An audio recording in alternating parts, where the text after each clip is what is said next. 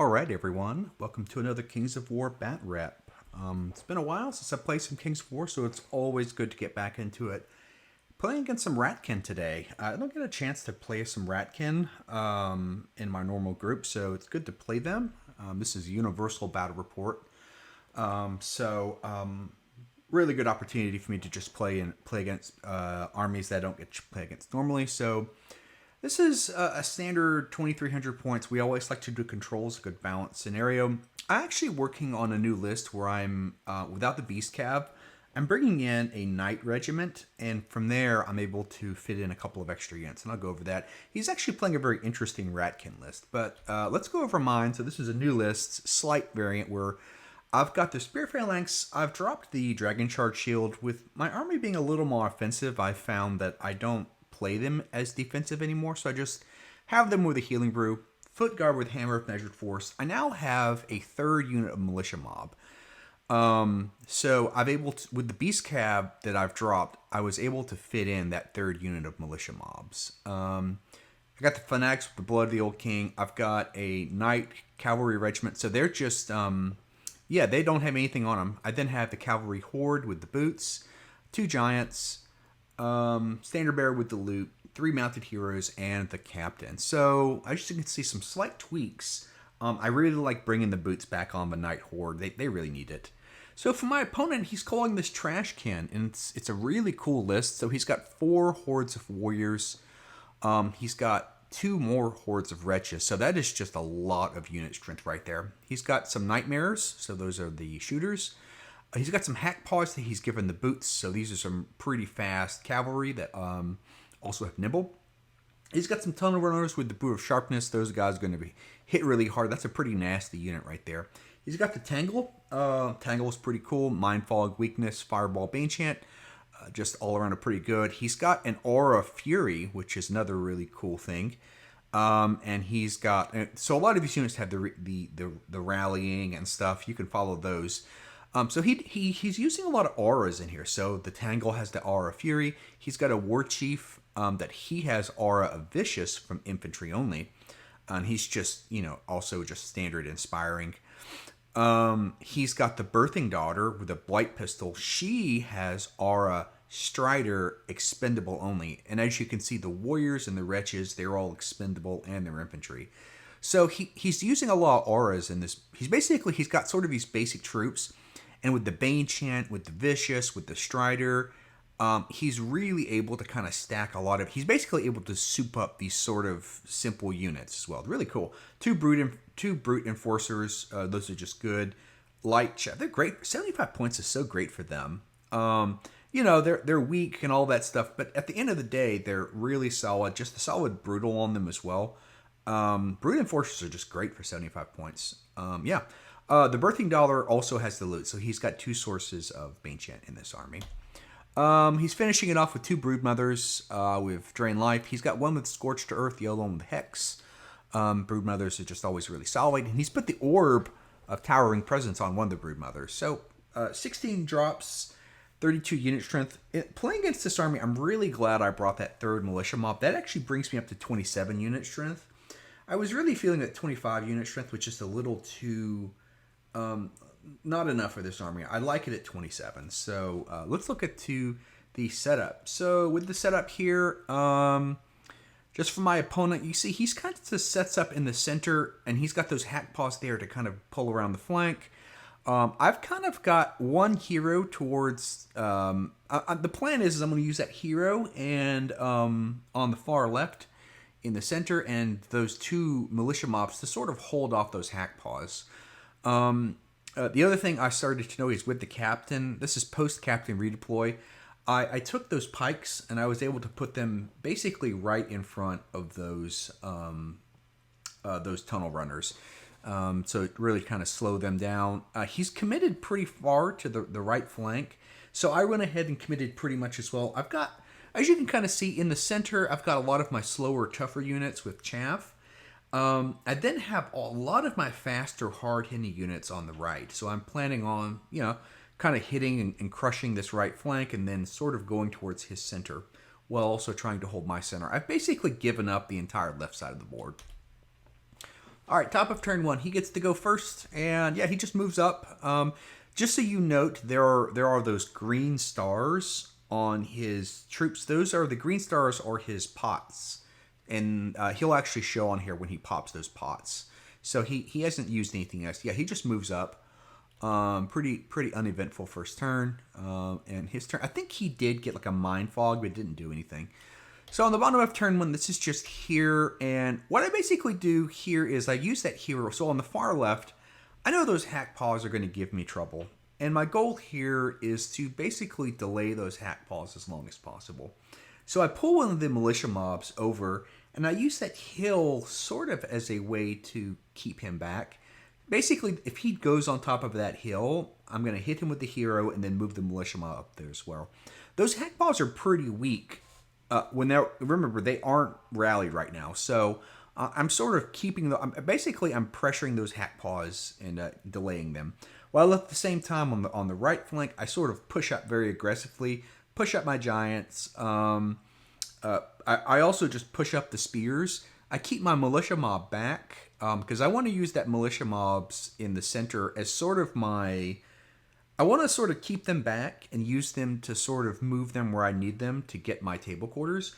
So I actually just push the pikes up. I very aggressively push my heroes up so that if he wants to charge my heroes, he's going to get countercharged. That's going to also just give me some space. So I really am able to just push those heroes up very aggressively. I keep my cav back because I know he also has Scorched Earth. So, yeah. On the top of 2, so this is here. So what he does is he actually he chooses to back off. So I'm okay with that. That I sort of force him back a little bit. Now he does. I think he shoots one of my heroes and he puts a Scorched Earth on one of my heroes, but that's actually fine. The big thing is that I now am in charge range of those. Again, I was very aggressive with those heroes, so I pushed them up, and I was able to basically get in charge range of those tunnel runners.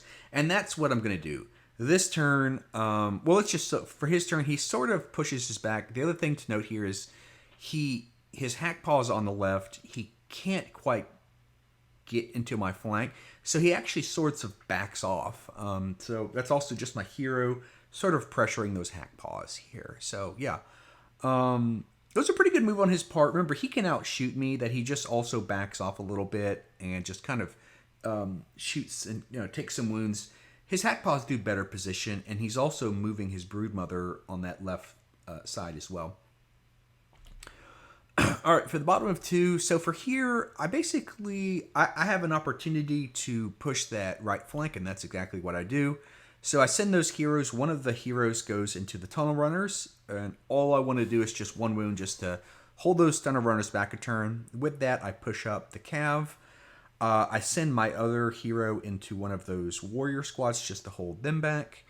I also push the center, so you see my pikes and my foot guard there sort of falling up the center, while I have my militia mobs sort of in the back. I want those militia mobs to sort of just stay in the back. I don't think they're going to do a lot of good this game.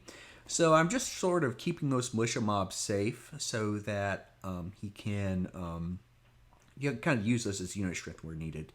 Instead of pushing towards, I actually just move out of range of those hack paws. I know that those hack paws are eventually going to charge me. So you can see actually those militia mob, they actually just they give their rear to the hack paws, but they're out of charge range. And that's the whole point. I know those hack paws are eventually going to get into me. I'm just trying to delay them. So it's one more turn that I'm able to delay him. On my turn here, I get one. I don't roll great with the heroes, but I get just enough. I do one wound on both, and that's all I need, where I'm able to sort of aggressively push up that right flank and really prepare for a pretty big charge. I also move the captain up pretty aggressively. Sort of getting in range of those tunnel runners as well, so that I'm assuming that hero is going to die, and I'm already pushing the captain up there to sort of be that next speed bump in those tunnel runners. So on his top of 3 here, so this is where the battle starts really getting hot and heavy. He pops the pots on the warrior flank, one of his warrior flanks, into my foot guard, and he bane chants the other one. He does, and this is funny, the second game in a row that my foot guard have been boxed card and wavered. So my foot guard in this game as well, he rolls boxcars and he wavers my foot guard. So that's pretty annoying that I can't double charge one of his warriors and kill them. So not fun. He also moves his hack paws basically in range to charge something. He does go ahead and kill my hero, which is fine. He pops the pots on his warriors. So that's that warrior squad that the hero would hit with. He does 2 wounds into that warrior and he pops the pots on them. He also shoots my fanatics and does 5 wounds on them. So yeah, a very good turn for him where he's sort of killed what he needs to kill, and that waver on my foot guard really does suck. All right, his turn. So on my turn here. All right, so from here, yeah, I just this is after the turn, so I bane chant my pikes. Now my pikes. Remember his he sent one of his enforcers into my pikes, did like a wound. I bane chant the pikes and they do 10 wounds and they kill the enforcer. So I'm able to sort of pivot towards the center. I send my captain and his tunnel runners. And I also, basically, I put the hero and I have the knights go into that warrior squad with the ensnare. So I pop the boots on the knights. And between the hero and the knights, I just managed to kill those warriors. That ensnare on those warriors is, again, like those pots are so great. The cavalry regiment as well. I use the fanatics to basically get an unhindered charge into the to the warriors, and I do 11 wounds into them. That's pretty good. And the fanatics go into the enforcer. They go into the enforcer, kill it. So I've killed both of the enforcers now. My knights now face those tunnel runners. I am exposing my flank to them, but that's okay. I mean, they're unhindered. I don't expect those warriors to really do a lot into the flank. And the big thing is I put my captain into his tunnel runners, and I do wound them. I don't know if that was showed here. So the top of turn 4. So yeah, this is just how it works for him. Yeah. So from here he goes in. Yeah, so he puts both of his warrior squads back into my foot guard. He pops the pots on them and he bane chants them, and he does like 5 more wounds, and then he wavers them again. So it's like that's an 8 that he rolled. So those foot guard are just not having a good time. The other thing is those hack paws have had to spend 1 more turn where they're out of combat. So that's great for me. He does 5 wounds to the captain, but the captain sticks. Captain's pretty tough.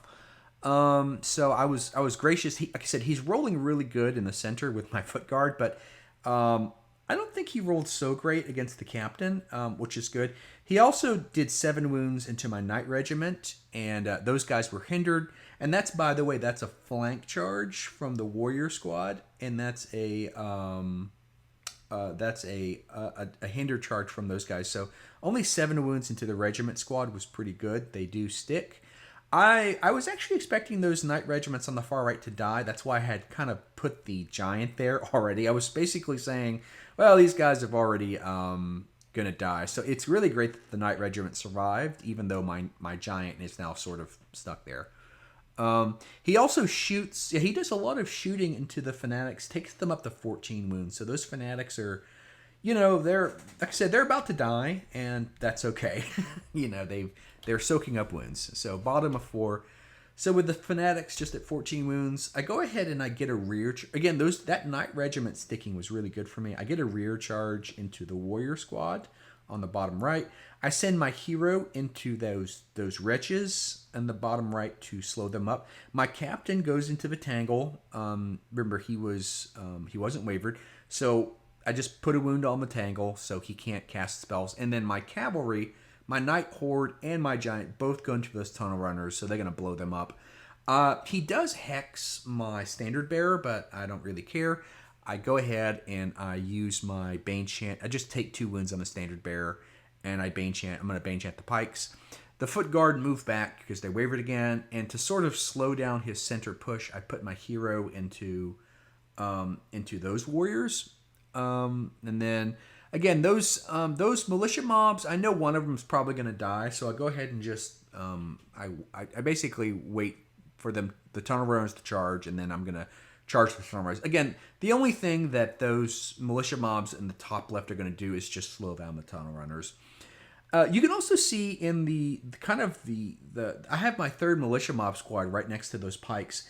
They're sort of right there where they're basically they can go to any four of those table quarters basically as needed. So yeah, at the end of this thing, I have some good. As you can see, I do Bane chant the pikes. I actually get six wounds into the nightmares in the far right, and then I waver them. So that's a good roll. And here, yeah, I kill the I kill his leader. He had put his general into my pikes. So I did 8 wounds into them, and then I actually hit the flank of one of his warriors. But I actually roll really bad. I only do like 9 wounds into them, and they don't even. Yeah, so I kill his chief, but I only do like 9 wounds into the flank of those warriors. That's 50 on 5s and then 3s, and so those warriors. So I had some good rolls this past turn and some bad rolls, but it's his turn 5 now, and so from here, yeah, I've exposed the flank of my pikes.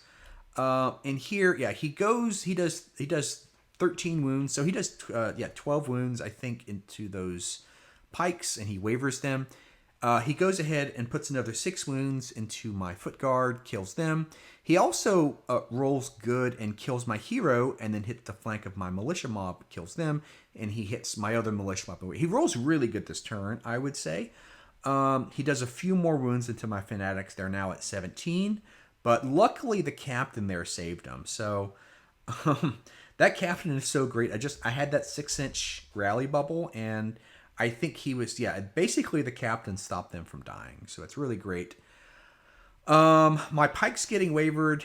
Yeah, it's fine. I mean, like I said, I really thought I was going to pick up that warrior squad in the center. So because I didn't, he was able to hit my pikes into the flank, and then he wavered them. But, the pikes are at 13, and I do have Healing Brew. So, on the bottom of 5, so this is just where I'm at here. And on the bottom of 5, I go ahead and I Healing Brew up the pikes.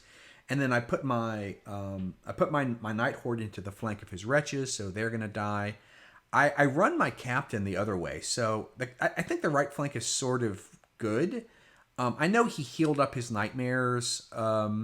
So my big thing is I have those fanatics, and I know they're at 17, but here's the deal.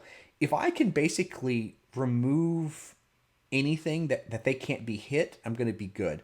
So I put my giant into the flank of the Tangle, and I also hit his broodmother, and I put my hero into those wretches. So the goal is I'm going to kill everything, and basically even at 17 wounds, he's just not going to be able to kill those fanatics. From there, yeah, I do kill the wretches, and then the knights sidestep towards my center. I actually waver the nightmares again, which is really good. I kill the broodmother, and then I actually just turn to face the wretches. The hero stops the wretches, and then the giant hits the Tangle and then moves back a few inches. So here, I want to show you those militia mobs. It's nice to have that third squad because that little militia mob kind of in the center bottom right is basically, I have it so that it can go any of those 4 quadrants. Depending on where I want the unit strength, it can go. So yeah, that's just my turn. Rolled pretty good this turn. The second waiver on the Nightmares was good. So on his top of 6, so at this point, he does need some good rolls, and he gets quite the opposite. So on turn 6, he has some terrible rolls. He only does 2 wounds into those pikes. He actually rolls double 1s he does 10 wounds on the hero and rolls double 1s. So he doesn't even kill the hero. Those wretches are just stuck there with a flank. He actually does 18 wounds on the top left to my militia mob, and he rolls double 1s from them as well. So he rolled really terrible on this turn 6, and what really should have been a very close game turned out to be sort of a win for me. I think he basically conceded after this, and I don't blame him. I mean, I think that with just that terrible roll on turn 6, I'm basically able to clean up whatever I need. So yeah, not even wavering the pikes means that both can double charge those warriors. I think it's just not good for him. So at this point, he concedes. Just on my bottom of 6, I don't play it out. But basically, I can use the giant and the militia mob and the other giant to sort of grab the table quarters I need. It was a really close game, and it was annoying that just on his turn 6 he rolled really bad with 2 double ones. That sort of, I go back to it. I don't like double ones. I think, and I don't like it either way. In this game, the double ones were a huge benefit to me, but also sort of ruined the game. Anyway, it was a really good game. Aside from the turn 6, concession and victory to Kingdoms of Men, like I said, it was a really close game that was sort of ruined by just bad turn 6 rolls from my opponent and those 2 double ones. So, but let's just talk about some learning points to this game. So I would say this: I really liked the third militia mob. The Beast Cav were doing me okay, but they were very pricey, and just being able to basically bring in a knight regiment, they did very well. They're not as good as the Beast Cav, but it's sort of like they're close enough, and they do a similar roll for 50 points less. And that 50 points basically allows me to bring that third militia mob, which I'm really liking. Another thing is that whenever you do sort of have your opponent and you're kind of doing that, do what you can. Like, I think that some people, when you play, it's okay to basically completely give up a flank, as long as you can basically stall your opponents as much as possible. So when you do see your opponent sort of stacking a flank or have some flyers, you know that flyer or those fast cav are going to get into you. It's just stalling them, right? Hey, the heroes were really the MVP this game, where I was just using them to chap up key units. I mean, I shut down his tunnel runners. So those heroes, as in most games, are just really the MVP of this army. That being said, he has a really cool army. Ratkin buffed up, hit really hard. So I really enjoyed the list. I love his take on Ratkin. I think it's really cool. So, yeah. Hey, thanks for watching. You can always play against me on Universal Battles. I'm always interested in feedback. Like, subscribe, and comment. We're really trying to grow the channel. And if you're in Austin, you can always join the Austin Alternative Gaming Freaks group. So, thanks so much.